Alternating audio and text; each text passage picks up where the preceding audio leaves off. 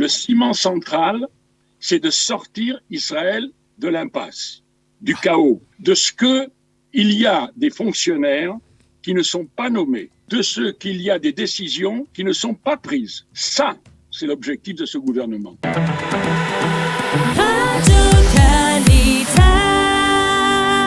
Yochanan Manor, bonjour, Boker Tov. Bokéron. Merci d'être avec nous ce matin. Je voudrais que vous, d'emblée, vous essayiez d'évaluer les chances de ce nouveau gouvernement de changement, de tenir le coup, on va dire au-delà des quelques premières semaines qui vont être marquées probablement par le départ de Binyamin Netanyahou et peut-être aussi par le vote de certains projets de loi qui pourraient empêcher Netanyahou de revenir sur le devant de la scène. Une fois que tout cela sera passé, quelles sont les chances de voir cette coalition assez hétéroclite de tenir? Je pense que ces chances sont assez bonnes. Pourquoi? Parce que c'est pas parce que vous utilisez le terme hétéroclite, toutes les coalitions d'Israël ont été hétéroclites, absolument sans exception.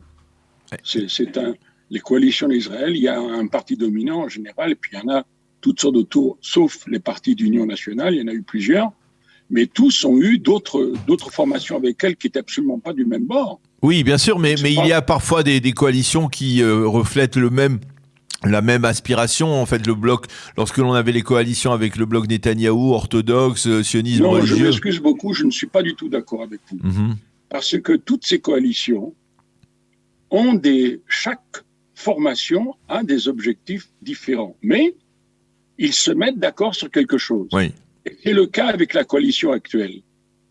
Sur quoi ils se mettent d'accord? Ils ont des vues différentes, mais ils se sont mis d'accord sur quelque chose. Sur quoi est-ce qu'ils se sont mis d'accord?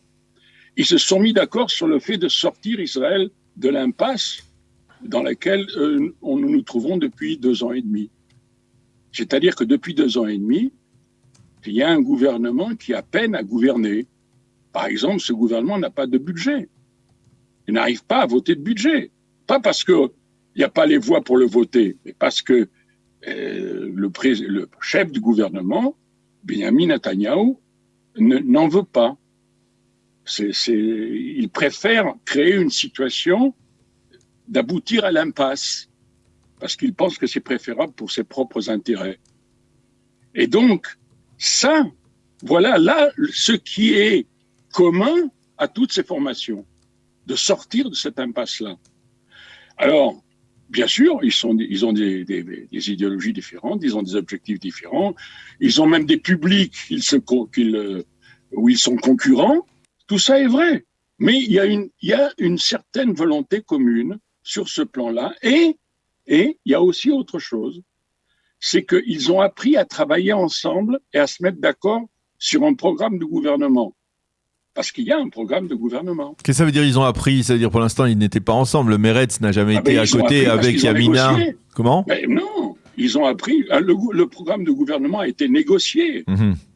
Au cours des dernières semaines, il y a un programme qui a été négocié et sur lequel c'est 7 et 8 formations, parce qu'en fait, il y a aussi une autre formation qui s'est jointe, c'est celle de M. Mansour Abbas. Et donc, ils se sont mis d'accord sur un programme de gouvernement. Et les sujets qui gênent, ils ont décidé ensemble de ne pas les traiter maintenant, d'éviter... Mais Yochanan, vous êtes suffisamment expérimenté, vous savez que l'objectif central, le ciment de cette coalition, c'était de mettre de côté Binyamin Netanyahou. Non, je ne suis pas d'accord avec vous. Ah bon? Le ciment central, c'est de sortir Israël de l'impasse, du chaos, de ce que le gouvernement c'est quand même le point. C'est quand même le point. Excusez-moi, je veux terminer. De ce que il y a des fonctionnaires qui ne sont pas nommés, de ce qu'il y a des décisions qui ne sont pas prises. Ça, c'est l'objectif de ce gouvernement. C'est beaucoup, c'est pas tout, bien sûr, mais ça, c'est l'essentiel. Vous pouvez revenir à toutes les complaintes, et elles sont nombreuses, et toutes les contradictions, et tous les mensonges, et ils sont nombreux de part et d'autre. Ça ne change pas le fait fondamental que Israël, depuis 2 ans, presque et demi, est dans une impasse. Et ça, il y a des gens qui veulent en sortir. Et d'ailleurs, je pense que le public israélien dans sa majorité, veut en sortir. Ça, c'est l'objectif de ce gouvernement. Netanyahou ou pas Netanyahou. D'ailleurs, ce qui est très intéressant que j'ai appris hier, dans ce fameux interview dont vous avez donné quelques indications, mais pas les plus importantes, Oui. c'est que Bennett a donné carte blanche à Madame Shaked pour arriver à un gouvernement de droite. Et parce qu'elle n'y est pas arrivée, elle s'est convaincue qu'il n'y a pas d'issue autre que ce gouvernement-là. Voilà la vérité des choses. Alors qu'elle voulait un gouvernement, lui, de droite, lui voulait un gouvernement de droite, mais c'est impossible, parce qu'il n'y a pas de majorité, même avec Mansour Abbas. Parce que le parti de Tzionout, le sionisme religieux de Smotrich, est totalement opposé à ce soutien. Ok. Donc, il n'y a pas... Alors, là aussi, il y a une impasse. Alors, qu'est-ce que vous faites? Vous êtes un homme politique responsable. Tenir à vos promesses ou trouver une solution? Ils ont trouvé une solution. Alors, elle n'est pas bonne, elle n'est pas belle, mais au moins, elle a cet avantage-là. C'est ça, la politique. C'est toujours des choix mauvais. Que faire lorsque tous les choix sont mauvais ou même chaotiques? Tout de même, Yohanan, il y a toujours cette interrogation et sur le fait que ce gouvernement est sans précédent de par la composition, de par le fait, vous parliez de coalition, effectivement, à chaque fois ce sont différents partis qui s'unissent, mais là dans le cas précis, on ne peut pas parler de parti au pouvoir, puisque le Premier ministre est l'actuel Premier ministre, celui qui est Premier ministre ne détient que 6 mandats. J'ai compris votre question, j'ai parfaitement compris votre question. C'est une question qui n'a aucun sens. Je m'excuse de vous le dire, je vais dire pourquoi. Non, mais j'accepte. Quel a été, dans l'histoire d'Israël, qui a été choisi pour être le roi d'Israël? Celui de la plus petite tribu. Pourquoi? De Benjamin. Pourquoi? Donc, je veux dire par là, il y a des situations où c'est la moins mauvaise solution. Oui, mais concrètement, vous savez bien, Yohanan, que pour gouverner, il faut qu'il y ait un parti au pouvoir qui soit puissant. C'est pas par hasard. Non. Je ne connais pas de choses pareilles. Il suffit que les gens se mettent d'accord sur des règles du jeu. Et c'est ce qui est la deuxième caractéristique de ce gouvernement. Ils sont prêts à se mettre d'accord sur des règles du jeu. Et ça ne dépend pas, comme ça a été dans le passé. L'histoire n'est pas faite seulement que du passé. Oui. Et ne jugez pas l'avenir seulement sur ce qui a été. Ils essayent d'inventer quelque chose de nouveau. Qu'est-ce qui est nouveau? Il y a un petit parti, il s'est mis d'accord avec les autres partis, même avec un parti beaucoup plus grand que lui, pour fonctionner suivant des règles précises et s'y tenir. Et s'y tenir, l'honnêteté, la crédibilité. Voilà qu'est-ce qu'il va être peut-être l'élément, la boussole de ce gouvernement.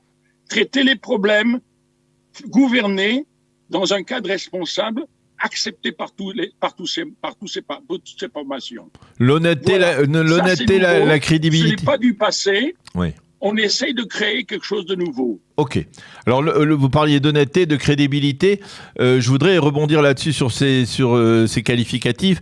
À propos d'une des composantes de cette coalition, il s'agit du parti Israël Beitenu. Dirigé par Avigdor Lieberman. On le voit, ce parti obtient dans ce gouvernement, toujours avec 7 députés, une petite formation qui obtient le contrôle exclusif des finances de l'État. Lieberman. Non. Tout ça, c'est de la propagande de mauvaise aloi. Pourquoi? Yohanan, il est ministre des Finances, il va contrôler la puissante commission des Finances. Je m'excuse, je veux m'expliquer. Allez-y. Je vous ai dit quelque chose de fort, je veux m'expliquer. Être ministre des Finances, c'est pas agir à sa guise. Être président de la commission des Finances, ce n'est pas agir comme un tyran. Il y a un gouvernement, il y a des décisions du gouvernement, il y a des majorités. Monsieur Lieberman n'a pas de majorité. sauf celle à laquelle il a souscrite. Donc, arrêtez de créer des scénarios apocalyptiques qui n'ont aucune place. Il n'y a pas de tel scénario. Il n'y a aucun risque. D'ailleurs, il s'est aussi engagé dans l'accord de coalition. Peut-être que vous n'avez pas lu d'ailleurs encore. Oui. Mais il s'y est engagé. À quoi?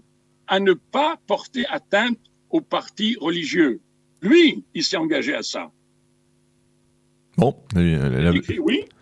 Oui, parce que justement, ce qui est intéressant, c'est que ces partis se sont mis d'accord sur des règles de fonctionnement. Et justement, c'est ça la nouveauté. C'est pas qu'il y a un parti dominant et il fait ce qu'il veut. Et les autres suivent au doigt et à l'œil. Non. Il y a quelque chose de nouveau qui est intéressant, qu'il faut justement apprécier à sa juste valeur. Je ne sais pas ce qu'il en sortira, je ne sais pas combien de temps il durera, mais au moins ils essayent de faire quelque chose de neuf avec ce qu'il y a. Ok. De manière à ce que on reparte d'un autre pied. On en a marre. On en a marre de cette impasse qui débouche sur de nouvelles élections qui conduisent de nouveau à une impasse. Il faut en sortir. Alors, c'est la décision et il faut le faire en étant honnête, en se mettant d'accord, et c'est ce qu'ils ont fait, sur des règles du jeu qui ne vont pas porter atteinte à ce qui est essentiel pour chacune de ces formations. Et ils se sont mis d'accord sur les choses sur lesquelles on peut travailler. Ok. Et il y en a. Il y a beaucoup de travail, de pain sur la planche. Alors, notamment, la première chose, c'est qu'il y a un budget. Enfin, quand même, c'est pas croyable que depuis plus de 2 ans et demi, il n'y a pas de budget à l'État d'Israël. On ne fonctionne que sur la reconduite des budgets précédents. Tous les nouveaux problèmes. Israël a grandi énormément depuis 2 ans et demi. Alors, tous les besoins qu'on grandit, tous les engagements qu'on a voulu faire, on n'a pas pu les faire. Alors, une dernière question. Il faut arrêter cela. Une dernière question, Yohanan, sur ce qui se passe au Likoud, parce que effectivement, là, pour l'instant, on a vu un Likoud qui était relativement soudé derrière le Premier ministre Binyamin Netanyahou, le Premier ministre sortant, Binyamin Netanyahou. Dans 10 jours, Binyamin Netanyahou ne sera plus Premier ministre. À votre avis, que va-t-il se passer à l'intérieur du Likoud? Je ne sais pas. Je sais qu'il y a des gens qui sont mécontents et qui regrettent de ne pas avoir élevé la voix avant, d'avoir eu le courage de manifester plus de désaccord, une autre opinion au sein du Likoud, de s'être opposés à Netanyahou. Ils avaient des arguments, il y a certains qui l'ont fait, qui ont quitté le Likoud. La majorité n'a pas le fait, derrière son dirigeant, mais il voit que tout cela n'est pas bon pour le Likoud. Évidemment, c'est évident. Alors, il va y avoir une lutte à l'intérieur du Likoud. Ça va se développer. Il y a des gens qui vont être candidats à la présidence de ce parti. Maintenant, c'est relancé. C'est relancé avec plus de vigueur. Je ne suis pas convaincu que Netanyahou pourra être le chef de l'opposition si ce gouvernement est en fin de compte désigné par la Knesset. Je ne suis pas sûr. Parce qu'il y a non seulement des rancœurs, mais on pense qu'il a fait son temps. Il y a pas mal de gens qui pensent qu'il a fait son temps. Il a bien fait. Il a fait pas mal de choses, sans aucun doute. Mais la page doit être tournée. C'est aussi le cas. C'est à l'ordre du jour au sein du Likoud en ce moment. Eh bien, Yohanan, merci beaucoup. C'était très intéressant de dialoguer avec vous, même si vous me taclez de temps en temps, c'est pas grave. Je vous pardonne. Je m'excuse pour le style, mais comme vous avez vous êtes extrêmement volubile, j'arrive pas à en placer une. Mais si, vous en placez une, ne vous en faites pas. Vous avez bien expliqué votre position. Merci beaucoup pour cet éclairage. À bientôt. Shabbat Shalom, Yohanan. Shabbat Shalom.